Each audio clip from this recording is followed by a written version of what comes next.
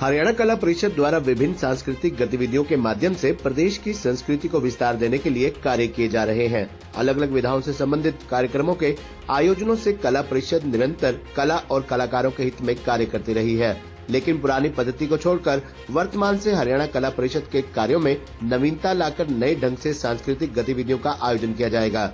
ये कहना है हरियाणा कला परिषद के नवनियुक्त निदेशक नागेंद्र कुमार शर्मा का। वे आज कला कीर्ति भवन में आयोजित प्रेस वार्ता के दौरान सभी पत्रकारों को संबोधित कर रहे थे। पत्रकारों से बातचीत करते हुए उन्होंने बताया कि हरियाणा कला परिषद संगीत, नृत्य, नाटक, गायन आदि के विभिन्न कार्यक्रमों का आयोजन करती आई है, किंतु प्रदेश के लोक वाद्य यंत्र जैसे नगाड़ा, बीन, सारंगी, डेरू आदि की मंचीय प्रस्तुतियां बहुत कम रही हैं।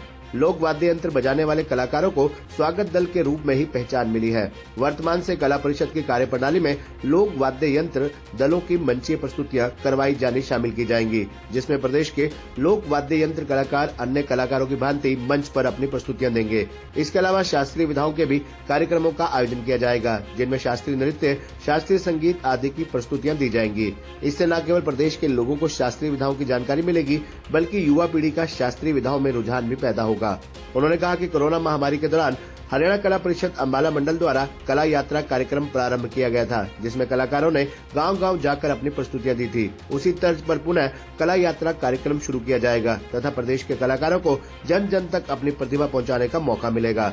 उन्होंने बताया कि कला परिषद की गतिविधियों की चर्चा करते हुए उन्होंने कहा कि पूर्व में ओपन माइक कार्यक्रम के माध्यम से नवोदित कलाकारों को मंच मुहैया करवाने का कार्य किया गया था, जिसमें उभरती हुई प्रतिभाओं ने शामिल होकर अपने हुनर को निखारने का कार्य किया। हरियाणा कला परिषद द्वारा प्रदेश भर में पुनः जिला स्तर पर ओपन माइक कार्यक्रम शुरू किए जाएंगे, जिनमें किसी भी प्रकार का कलाकार अपनी प्रतिभा को दिखा पाएगा। इसके अतिरिक्त नागेंद्र शर्मा ने बताया कि विभिन्न राज्यों में ऐतिहासिक एवं पर्यटन स्थलों पर प्रदेश के लोक कलाकारों को पर्यटकों के मनोरंजन हेतु अनुबंधित किया जाता है। उसी तर्ज पर हरियाणा कला परिषद द्वारा हरियाणा में भी ऐतिहासिक एवं पर्यटन स्थलों पर लोक कलाकारों को अनुबंधित किए जाने के लिए प्रयास किए जाएंगे। इससे कलाकारों की आजीविका के साथ साथ पर्यटन में भी बढ़ावा मिलेगा। उन्होंने जानकारी देते हुए बताया कि कला कीर्ति भवन में एक ऑडिटोरियम तथा एक ओपन एयर थिएटर है। कला परिषद के भवन में एक स्टूडियो तथा एक पुस्तकालय भी बनाया जाएगा। इसके अतिरिक्त कला परिषद द्वारा पूर्व में आयोजित की गई नृत्य, रागनी, लघु नाटक तथा चित्रकला आदि प्रतियोगिताओं को नया स्वरूप देते हुए शीघ्र आयोजित किए जाने के प्रयास किए जाएंगे। इन प्रतियोगिताओं से कलाकारों में प्रतिस्पर्धा की भावना पैदा होगी तथा कला में भी निखार आएगा। उन्होंने कहा कि अन्य प्रदेशों की संस्कृति हरियाणा की अपेक्षा अधिक लोकप्रिय मानी जाती है। हरियाणा कला परिषद द्वारा इस प्रकार के प्रयास किए जाएंगे, जिससे हरियाणा की संस्कृति विश्व पटल पर अपनी पहचान बनाए। इसकी शुरुआत फरवरी माह से की जाएगी, जिसमें 9 फरवरी से कला कीर्ति भवन में शिल्प मेला आयोजित किया जाएगा, जिसमें विभिन्न प्रदेशों के शिल्पकार शामिल होंगे। इसी मेले के दौरान एक भारत श्रेष्ठ भारत को सार्थक करते हुए भव्य कार्यक्रम का आयोजन किया जाएगा, जिसमें 12 फरवरी से एक सप्ताह के लिए विभिन्न प्रदेशों के लोक कलाकार अपनी सांस्कृतिक प्रस्तुतियों की छटा बिखेरेंगे। जी, पहले तो आप सभी बंधुओं का स्वागत है और 2019 के बाद आप सबसे अब मिलना हो रहा है। 2019 में भी एक प्रेस वार्ता हमने की थी और आप सबका स्वागत। मेन तो इसमें है कि माननीय मुख्यमंत्री जी का आभार, उन्होंने मुझे एक बड़ी जिम्मेवारी सौंपी है पूरे हरियाणा प्रदेश की। उसको पूरी तन्मयता से और पूरी तल्लीनता से उसको निभाने की एक इच्छा है और कुछ प्रयास 2019 में प्रयोग किए थे। मैंने 2-3 प्रयोग किए थे, वो बहुत अच्छे रहे और उसका परिणाम बहुत अच्छा आया था। तो अब बड़े स्तर की जिम्मेवारी मिली है, तो कुछ और इसको बड़े स्तर पर उनको करने का मन है ताकि जो पहले अम्बाला मंडल में मैंने प्रयोग किए वो पूरे प्रदेश में करेंगे तो कलाकारों का भी हौसला बढ़ेगा उससे। तो ऐसा एक विचार है।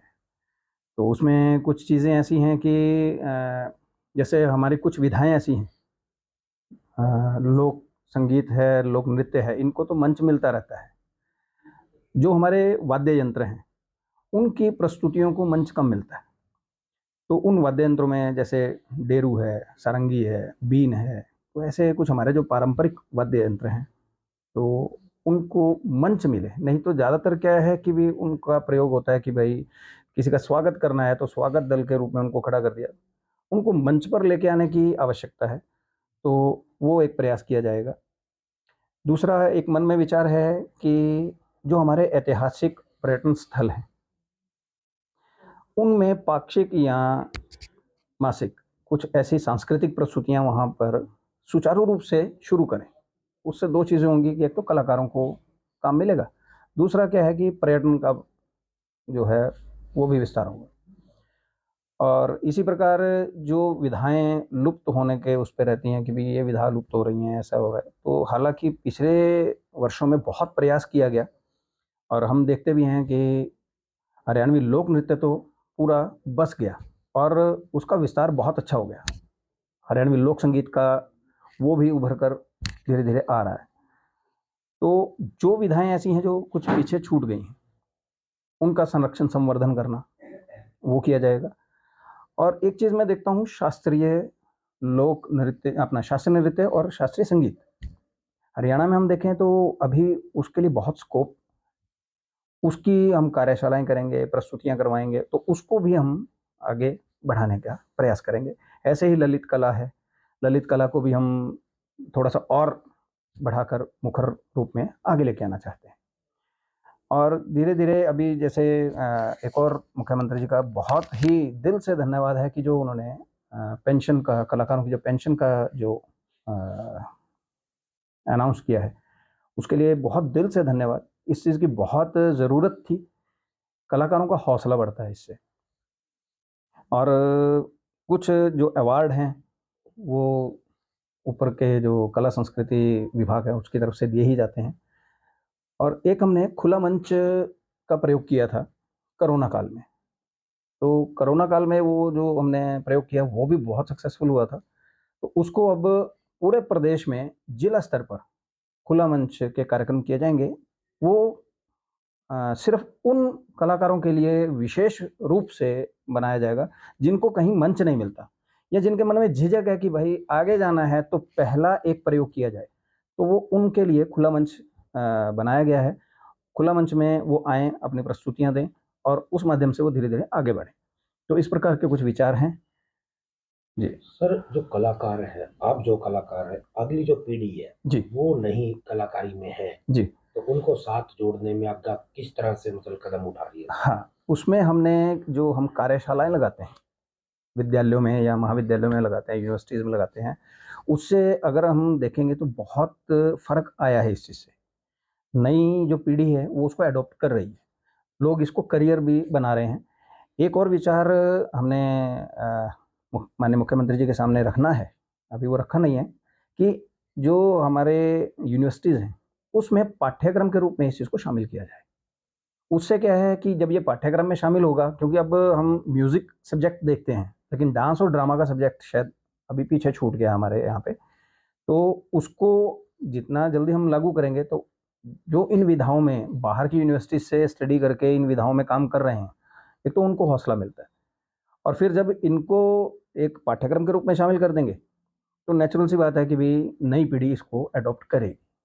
क्योंकि जो सांग है, सांग में पुराने हैं जो कलाकार जी वो जी जी जाते जी हैं, तो नया कोई नहीं दिखाई देता। जी जी जी, तो उसके लिए सांग की ऐसा है, सांग की प्रस्तुतियाँ बहुत होती हैं, नया तभी जुड़ेगा जो मैं बता रहा हूँ कि भी इसको हम कहीं ना कहीं पाठ्यक्रम में शामिल करेंगे।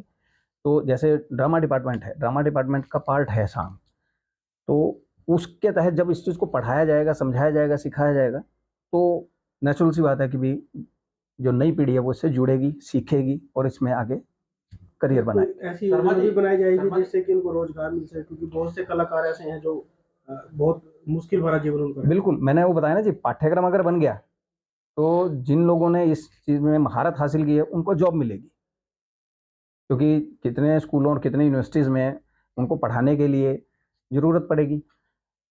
क्योंकि सर जो लोक संपर्क विभाग है अपना, उसके अंदर जो कलाकार होते थे अब नहीं रहे, रिटायर हो गया, जी जी भर्ती जी नहीं हो रही, जी, क्या उसमें भी कुछ ऐसा कदम उठाएंगे कि हाँ उसके जी द्वारा, क्योंकि उन्हें हायर करने पड़ते हैं कहीं जी से, जी जी जी, तो उसके लिए क्या करें? हाँ, अभी ऐसा है, लोक संपर्क विभाग एक अलग विभाग है, उसमें मेरा दखल नहीं है ज़्यादा। तो ये है कि भी जितना मेरे को याद है कि पीछे भर्तियां हुई थी, लगभग 3-4 साल पहले कुछ भर्तियां हुई थी, तो वो डिपेंड करता है कि भी नेक्स्ट उनका स्लॉट कब आता है, तो उस माध्यम से भी लोक कलाकारों को काम मिलता ही है। शर्मा जी, मेरा सवाल ये है जी। कि जैसे आपने बताया फोक पुराने जो विलुप्त हो रहे हैं, जी जी जी कारण क्या मानते हैं? जैसे कुरुक्षेत्र विश्वविद्यालय है, उसने पुरानी रसिया को जीवित किया था। बिल्कुल बिल्कुल तो बिल्कुल आपका मल्टी आर्ट कल्चर